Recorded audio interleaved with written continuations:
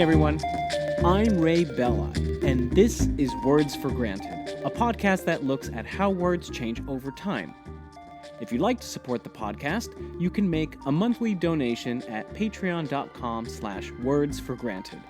Thanks to Alonso for his recent contribution.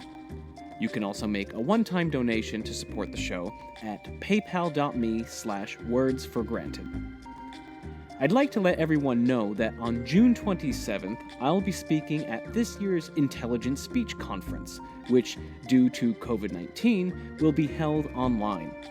I'll be having a conversation with Kevin Stroud of the History of English podcast on one of my favorite topics, the Proto-Indo-Europeans. The lineup is packed with great educational podcasters, so if you want to learn more and purchase a ticket, you can go to intelligentspeechconference.com. I've posted a link in the show notes. Alright, let's get on to today's show, the seventh and final part in a series on the evolution of English idioms. I'm going to start this episode with a long quote from an unlikely source.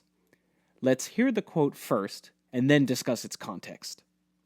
Quote, "Since England is so old and small, they started running out of places to bury people. So they started digging up some coffins and would take their bones to a house and reuse the grave. They started opening these coffins and found that some had scratch marks on the inside. 1 out of 25 coffins were that way, and they realized they had still been burying people alive. So they thought they would tie a string on their wrist and lead it through the coffin and up through the ground and tie it to a bell. Someone would have to sit out in the graveyard all night to listen for the bell. That is how the saying, graveyard shift, was made. If the bell would ring, they would know that someone was saved by the bell, or he was a dead ringer." End quote. As you might be able to tell, this quote is not taken from a great work of literature. It's taken from a chain email entitled Life in the 1500s that began circulating in April of 1999. The email is totally a hoax, and as far as I can tell, it's single-handedly responsible for spreading the now popular folk etymologies associated with the idioms dead ringer, saved by the bell, and graveyard shift. The Life in the 1500s chain letter also contains a chock full of other deliberately inaccurate historical claims, my favorite of which are, quote, "Brides used to carry a bouquet of flowers on their wedding day to hide their BO," end quote, and that wakes for the deceased are so called because families used to wait around a coffin for a few days to see if their loved ones would wake from the dead. Anyway, dead ringer is an idiom that means an exact look-alike, and while it does contain the word dead, neither its current nor its historical usages ever had anything to do with death, let alone being buried alive. We'll explore what the dead in dead ringer means in just a bit. The reason I started with dead ringer's folk etymology is because, in spite of being instigated by a chain email written over 20 years ago, it seems to have caught on in the popular imagination. When I told a friend of mine that I was doing a series about idioms on my podcast, she asked if I'd done an episode on dead ringer. I said no, to which she replied, "Well, you should," citing the aforementioned story as great material for an episode. I actually hadn't heard the story before, but having done this podcast for as long as I have, I immediately assumed it was false, and I was right. However, while I was doing my preliminary research, I encountered my friend's folk etymology on various bogus etymology websites, indicating that she wasn't alone in her misinformation. I pried a bit further and found the Life in the 1500s chain email.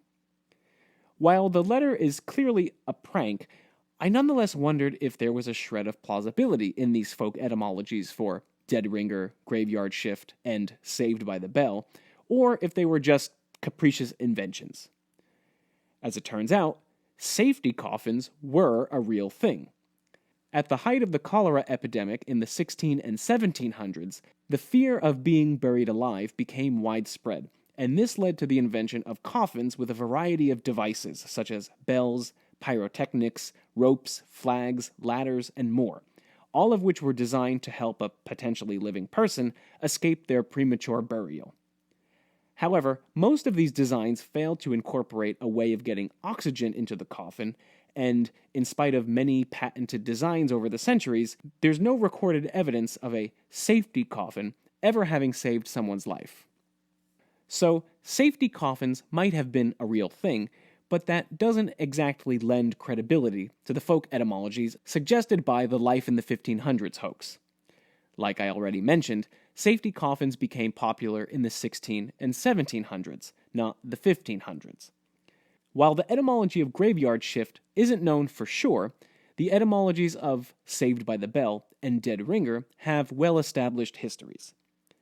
The idiom graveyard shift, meaning work performed during the late night and early morning, became popular at the beginning of the 20th century, probably as a metaphor for the delirium, loneliness, and inactivity of working after hours, and the idiom saved by the bell, meaning saved by a last-minute intervention, derives from American boxing. In a round of boxing, a bell is rung to signal that time is up, so a boxer close to losing a round might be saved by the bell. The phrase first appears in 1893 in a literal reference to a boxer who was saved by the bell, and by the early 20th century, the phrase had caught on as an idiom in the language at large. So, what about dead ringer? Like saved by the bell, coincidentally, dead ringer is also an idiom that entered the language via sports. Dead ringer, which again means an exact look-alike, is an idiom that comes down to us from horse racing. Conmen would sometimes rig horse races by swapping out one racehorse with a faster racehorse who looked similar, thus disrupting the odds of winning, and these stand-in horses were known as ringers.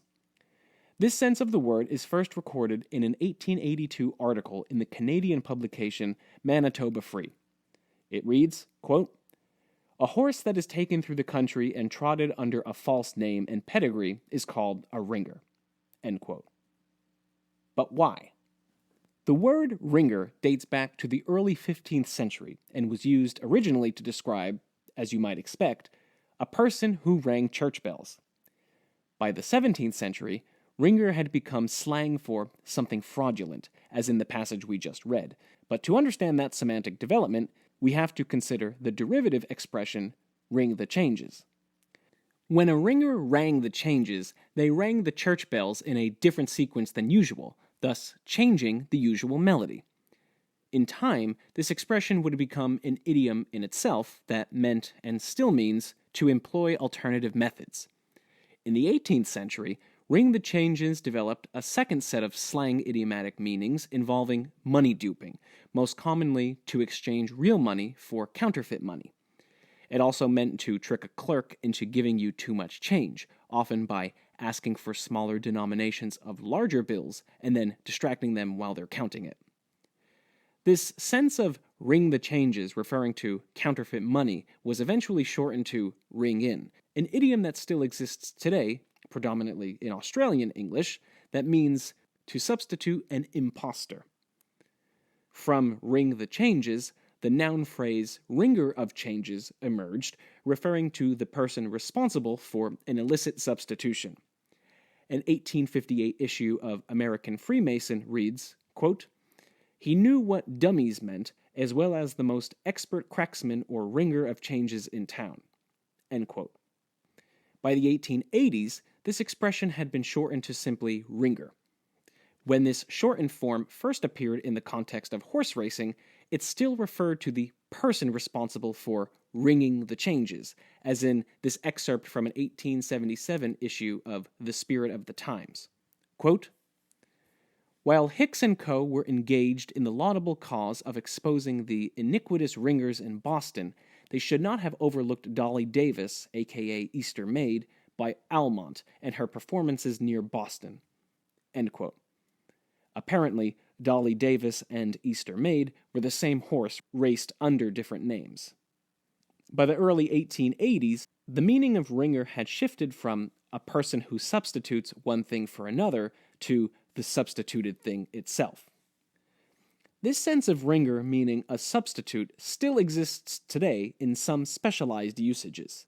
In sports, A ringer is an athlete who is subbed into a game to give a team a specific advantage. I've also heard the term used in the music business.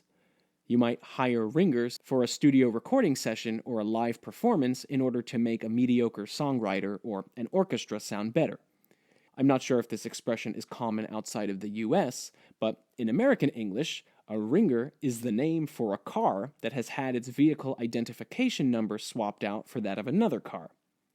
Before researching this episode, I hadn't realized that any of these senses of the word ringer were connected, but they are. Knowing this background, it's easy to see why an illegally substituted racehorse would be called a ringer. But none of these horses were dead. So where do we get dead ringer from? The sense of dead in dead ringer has nothing to do with mortality. It's merely used here as an emphatic intensifier, meaning something like very, extremely, or completely. We actually use dead as an intensifier in a lot of idioms and sayings, such as dead center, dead heat, dead drunk, dead set, dead on, and dead serious, among others.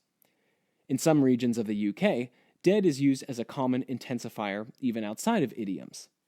If we look at some of these idioms closely, we can actually draw some connections between dead as an intensifier and death itself. Dead center, first attested in 1836, originally referred to the middle stationary part of a rotary, gear, or other machinery. It was called dead because it didn't move. If you're dead set on something, first attested in 1843, your opinion is probably immovable, and a dead body can't move very much either. Dead on, first attested in 1889, was originally marksman's slang for hitting your prey, which of course would cause it to die. But maybe drawing these connections between dead as an intensifier and death is a red herring. You'll note that the examples I cited all emerged in the 19th century, but the OED actually attests dead as an intensifier, meaning utter, absolute, quite, certain, sure, or unerring, in as early as the 16th century, and then as exact or precise by the 18th century. This is just my guess, but maybe this usage emerged because death is certain and absolute. As we saw, the first appearance of ringer, meaning a look-alike, referred to a horse that had been illegally substituted into a race for another similar-looking horse. But the first appearance of dead ringer appears in an 1888 issue of Oshkosh Weekly Times that quotes a drunk man talking about a photograph of himself.